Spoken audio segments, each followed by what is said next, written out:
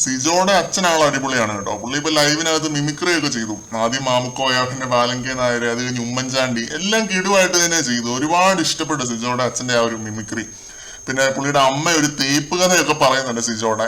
3 relationship ഉണ്ടായിരുന്നു, അത് breakup ആയി എന്നൊക്കെ പറയുന്നുണ്ട്. അപ്പോൾ ആകെ മൊത്തത്തിൽ ഒരു രസകരമായ 2 പേരൻസിനെയാണ് സിജോയ്ക്ക് കിട്ടിയിരിക്കുന്നത്.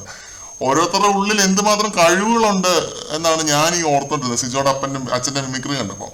ഇപ്പൊ ജിൻഡോയുടെ അപ്പച്ചൻ പാടിയ പാട്ട് വൈറലായി 2 ദിവസം മുമ്പ്. പിന്നെ ഇപ്പോ സിജോയുടെ അച്ഛന്റെ ആ ഒരു മിമിക്രി. ഇവരെയൊക്കെ കൊണ്ടുവന്ന് ഇങ്ങനെ കഴിവുകൾ പ്രദർശിപ്പിക്കാൻ ഒരു അവസരം കൊടുക്കുന്ന ബിഗ് ബോസിനാണ് ഒരു ഹാറ്റ്സ് ഓഫ് കൊടുക്കേണ്ടത്. സിജോയുടെ അച്ഛൻ ആള് വളരെ മികച്ച രീതിയിൽ തന്നെ മിമിക്രി ചെയ്തു കേട്ടോ. അവിടെ ഉള്ളവരുടെ ചിരി കണ്ടാൽ തന്നെ അത് മനസ്സിലാവും. പിന്നെ സിജോയ്ക്ക് പുള്ളിയുടെ അച്ഛനുമായിട്ടുള്ള റിലേഷൻഷിപ്പ്, അതിനെക്കുറിച്ചൊക്കെ പറയുന്നുണ്ട്. വലിയ അറ്റാച്ച്മെന്റ് ഇല്ല, ബോണ്ടിങ് ഇല്ല എന്നൊക്കെ. പിന്നീട് കഥ പറയുന്ന ഒരു സെഷനിൽ പുള്ളിയുടെ അച്ഛനും അത് സമ്മതിക്കുന്നുണ്ട്. അതൊക്കെ വളരെ ഹൃദയഹാരിയായ നിമിഷങ്ങളായിരുന്നു. പിന്നെ സിജോയുടെ അച്ഛൻ പുള്ളിയെ കെട്ടിപ്പിടിച്ചൊരു ഉമ്മയൊക്കെ കൊടുക്കുന്നുണ്ട്. പുള്ളിയുടെ മിമിക്രി കണ്ടപ്പോൾ സത്യമായിട്ട് ഒരുപാട് ഇഷ്ടം തോന്നി, റെസ്പെക്റ്റും തോന്നി.